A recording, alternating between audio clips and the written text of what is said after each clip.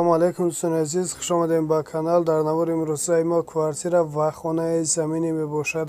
эҳтиромона хоҳиш мекунем касоне ки дар канал подписатсия нестем, подписатсия кунед, лайк бонед до'стон азиз, дастгирӣ кунед. дастгирии шумо бораи мо хеле муҳим.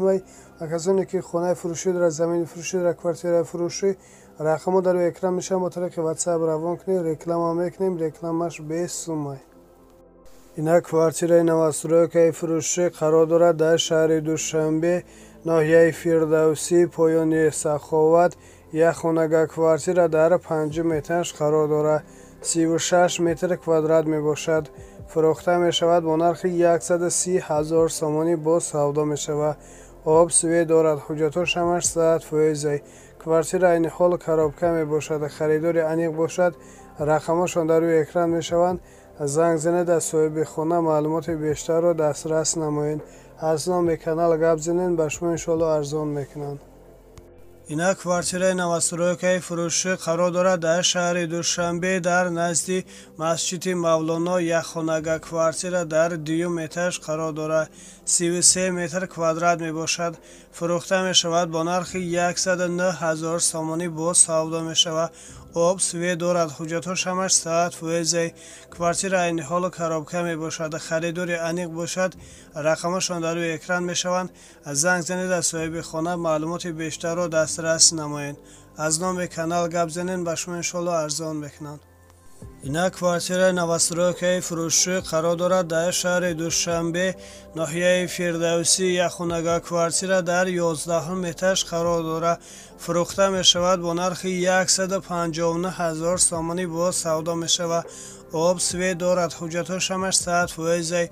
хона ремонти нави замонавӣ карда шудааст. харидори аниқ бошад. рақамҳошон дар рӯи экран мешаванд. занг занед аз соҳиби хона маълумоти бештарро дастрас намоед. ина квартираи новостройкаи фурӯшӣ қарор дорад дар шаҳри Душанбе, поёни Гипрайзем, дар назди ҷамоати Чимтепа. духонага квартира дар 3 этаж қарор дорад. 40 метр квадрат мебошад. фурӯхта мешавад бо нархи 170 000 сомонӣ бо савдо мешавад. об свет дорад, ҳуҷҷатҳош ҳамаш 100%. хонара 100% ремонт карда дар дастон метиҳанд. фақат даромада зиндагӣ мекунед. харидори аниқ бошад. рақамҳошон дар рӯи экран мешаванд. занг занед аз соҳиби хона маълумоти бештарро дастрас намоед. аз номи канал гап занед, ба шумо иншоалло арзон мекунанд. ина квартираи новостройкаи фурӯшӣ қарор дорад дар шаҳри Душанбе, ноҳияи Шоҳ Мансур, рӯ ба рӯи масҷиди Мавлоно. духонага квартира дар 2 этаж қарор дорад. 44 метр квадрат мебошад. фурӯхта мешавад бо нархи 166 000 сомонӣ бо савдо мешавад. об свет дорад, ҳуҷҷатҳош ҳамаш 100%. квартира айни ҳоло коробка мебошад. харидори аниқ бошад. рақамҳошон дар рӯи экран мешаванд. занг занед аз соҳиби хона маълумоти бештарро дастрас намоед. аз номи канал гап занед, ба шумо иншоалло арзон мекунанд. ина хонаи заминӣ фурӯшӣ қарор дорад дар шаҳри Норак, дар наздики ГЭС, қишлоқи Обишур, Узбеклангар. 6 сотиқ замин, 5 дар хона. фурӯхта мешавад бо нархи 115 000 сомонӣ бо савдо мешавад. об свет дорад, ҳуҷҷатҳош ҳамаш 100%. хона айни ҳол коробка мебошад. харидори аниқ бошад. рақамҳошон дар рӯи экран мешаванд. занг занед аз соҳиби хона маълумоти бештарро дастрас намоед.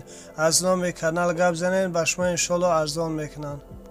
ина квартираи фурӯшӣ қарор дорад дар шаҳри Норак, Шамсулло Юсуф. як хонага квартира дар 3 этаж қарор дорад. 35 метр квадрат мебошад. фурӯхта мешавад бо нархи 140 000 сомонӣ бо савдо мешавад. об свет дорад, ҳуҷҷатҳош ҳамаш 100%. хона ремонти фасон дорад. харидори аниқ бошад. рақамҳошон дар рӯи экран мешаванд. занг занед аз соҳиби хона маълумоти бештарро дастрас намоед. хона срочно фурӯхта мешавад. аз номи канал гап занед, ба шумо иншоалло арзон мекунанд. ина квартираи фурӯшӣ қарор дорад дар шаҳри Норак, духонага квартира дар 4 этаж қарор дорад. 39 метр квадрат мебошад. фурӯхта мешавад бо нархи 170 000 сомонӣ бо савдо мешавад. об, свет дорад, ҳуҷҷатҳош ҳамаш саат фоизе, квартира ремонти миёна дорад, харидори аниқ бошад, рақамҳошон дар рӯи экран мешаванд. Занг занед, аз соҳиби хона маълумоти бештарро дастрас намоед. аз номи канал гап занед, ба шумо иншолло арзон мекунанд. рақамҳошон имо, ватсап доранд.